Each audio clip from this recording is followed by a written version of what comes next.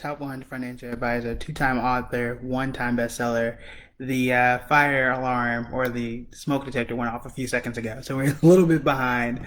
But I want to go ahead and get us started for today. You are looking at buildingbread.com/free. This is the email list where you get some amazing information from me about once every week, sometimes twice a week, depending on how interesting the stock market is this particular week. So you want to make sure that you sign up for that. Again, it's free, great information for you guys. So make sure you go ahead and check that out. All you do is type in your name, your email, and boom, you're done. All right. So the question we have today. Oh, go ahead, hit the share button. I'm going to do that right now before I forget. I almost forgot. So y'all go ahead, hit the share button. Also, if you have any questions or comments, feel free to pop those in the chat as well. I'm a former teacher, so before I joined Wall Street, if you will, became the investing guy, I started my career as a teacher. So I love answering questions. There are no dumb questions. I'm here to help you out. I want to make sure that I'm giving you guys access to one, amazing information, but B, experts and people who can actually help you. Because asking Facebook to just a random group of people or a random group, hey, is this good, is not always the most helpful thing. All right, so you should go ahead and hit the share button. I am looking for it now, and there we go. All right, got it. That way I can watch everything and see how many people are here. All right, share post, and there we go. Perfect, thank you. All right, thank you for being patient with me. All right, so a lot of people will ask, they'll ask me, they'll ask Facebook, they'll ask Instagram, Twitter, whomever, is this a good stock for me, regardless of what stock it is? And the answer is always, it depends. There are a lot of things that can make a good stock or a bad stock. Essentially, the easy thing is the stock making you money, yes or no? Now, what I tend to do, though, is compare it to the overall stock market. When I say the overall stock market, I pretty much mean an index.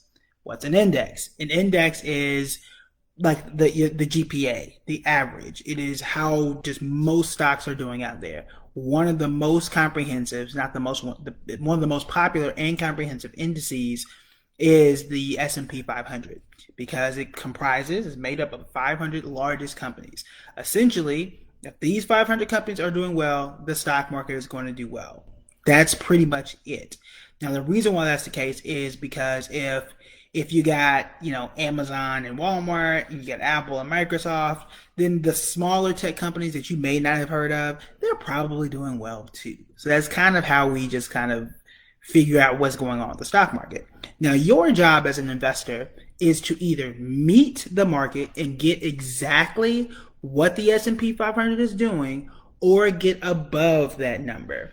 Now, stocks that are above that number are also more risky. Can you beat the market? Yes, but you can take on a whole lot more risk to do it. It's how much are you risking to get above that. It's very similar to the conversation we had last week about, going the speed limit or speeding, going like 90 or 95 down the highway. Can you do it? Yeah. Is it safe? Not so much. Can you get to your destination? You probably could. But again, there's a cost to doing that. So the answer is yes, you can beat the stock market. It's can you be consistent? Can you not be emotional?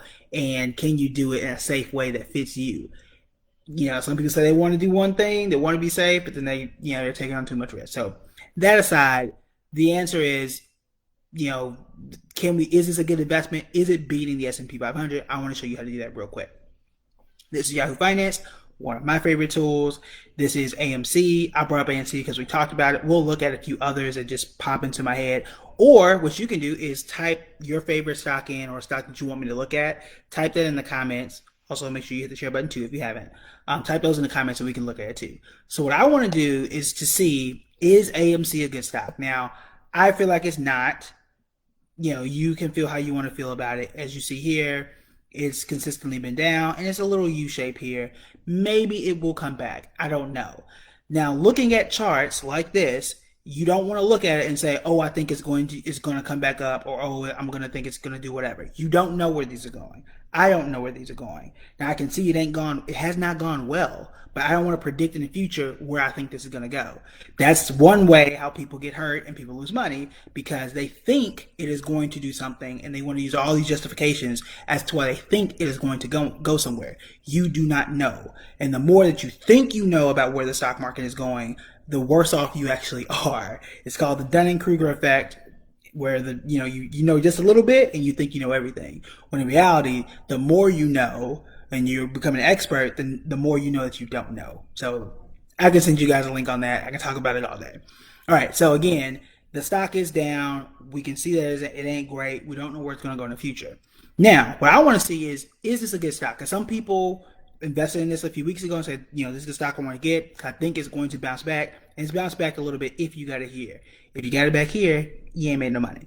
All right, so I like to always hit the comparison button. And we said S&P 500. That's a decent measure. And I want to make this, if you're taking my course, I love this particular color. I don't know why. And this is, let me move me out the way.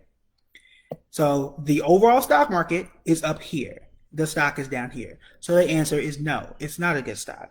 I don't want it because I can get an index fund and be up here and be fine. I can own AMC plus 499 other companies. I don't know if AMC is an S&P 500 or not, but for example, I can own 500 of the largest companies, and I would have taken a dip, but it ain't down here, right? I can make my little 3, almost 4%, or I can lose 65. Take your pick, right?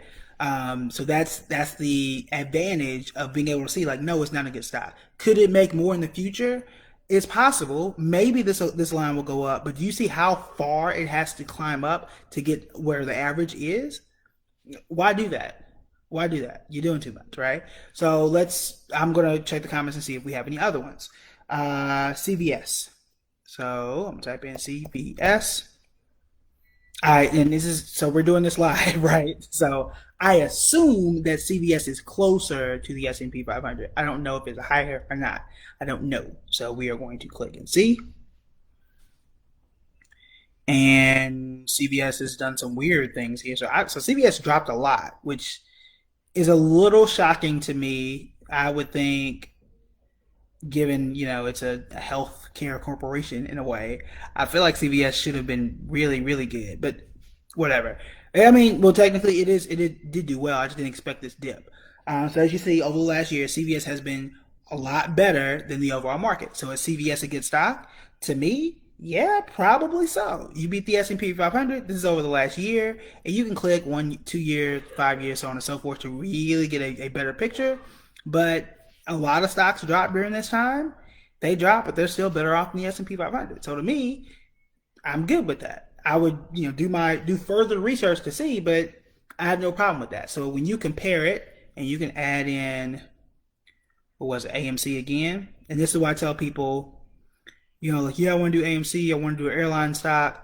I'm like, okay, cool, but why? If you Why would I do that when I know CVS has been better than the stock market? You're gonna wait here and hope that this stock goes up 60 something percent just to break even? And even if it does, how long is it gonna take to do that? It could take years before it catches up and beats the market.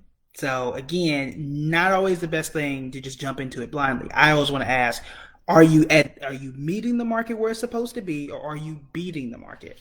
Now, some people will ask me too, should I do an index ETF from Vanguard? Should I do this other index that does so on and so forth? They're all going to do almost exactly the same. If you get a regular stock market index, it's going to be right at that line or very, very, very close to it. In most cases, it doesn't matter which one you do. So I get this question a lot. It really doesn't matter. They're all going to be within that same line. So I want to throw that one out there. Again, you guys throw another stock at me to throw in here, and we can compare it to, because I too am curious. But anytime you guys ask me, you guys will email me or DM me like, hey, is this a good stock? First thing I'm looking at, I'm going straight to Yahoo Finance. Is it above or below that line? If it's above, okay, maybe there's some more things we can do. If it's below, the answer is absolutely not. All right, so I'm gonna answer some questions. Give me another stock and see. So Cohen invested in Term and in some stock last week. Do you know why he may have made the decision? I don't know why. I'm not familiar with the stock offhand, but we can look at it and see. Now, my guess, and this is just a blind guess. I've never heard of the companies. I don't know. Also, I'm not sure who Cohen is, not off the top of my head. So we can check that in a second. So let's first check the stock BBBY.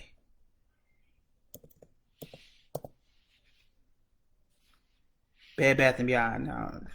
I got a feeling this ain't good. I don't know, but I got a feeling this one ain't good. Uh,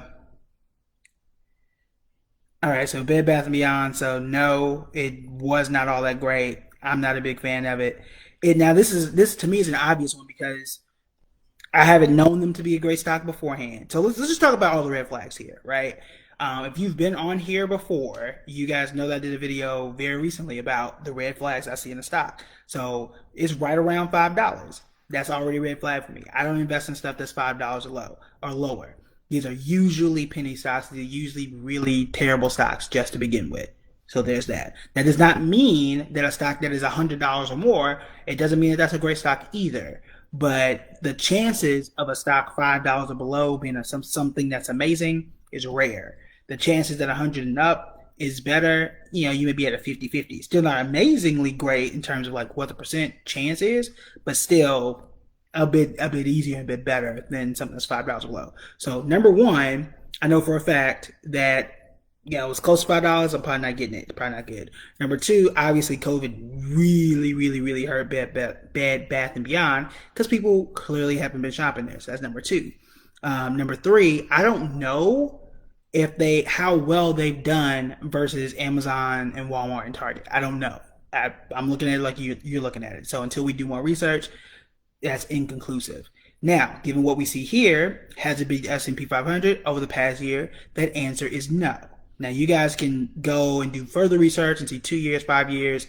You can use some of the tools in my course to get more information because this could be temporary. I don't know. And I don't know what it did last 2 years. I don't know what it did last 5 years. So these are questions that you want to ask. But based on this, that answer is nah. I'm not doing it. So I want to look at two more.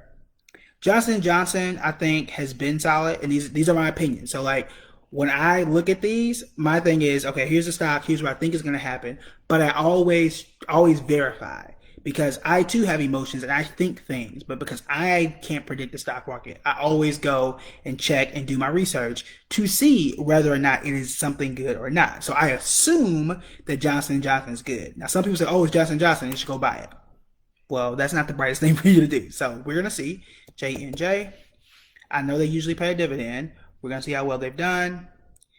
And what do we see here? Let me move me out the way. Let's put it here. And we will compare it to S&P 500. Just give us an idea, good or bad. Mixed. So it has done really well now during the age of COVID. Beforehand, not all that great. And this is just a year, so it's kind of up in the air. That's where I would put that one. So you would have made. It looks like you would have made money. So you like it's still going up, but is it going up above the S&P 500? So again, I'm like, we'll see. There's a lot more research to be done here. So that's what I'll say. So again, we're not going into all the things that you need to research. This is just one thing, just like yes or absolute no. Again, my entire course, buildingbread.com/tools, will teach you all the things you need to know. This is just a real quick, like yes or no check. All right, JetBlue and Delta. So we covered JetBlue and Delta before. Right now, those are going to be well below the S&P 500. JetBlue had some decent years over the past, I think, 4 or 5 years. Delta has been pretty bland. The best airline stock market wise had been Southwest. They were up 87%. I think it was 87% since 2007. All other airlines, were negative through early May. I think May 7th. So I did some tweets on those. You want to go back and check my Instagram, but we covered those specifically. All right, so I wanted to get to one other person and see because I'm curious about those stocks as well.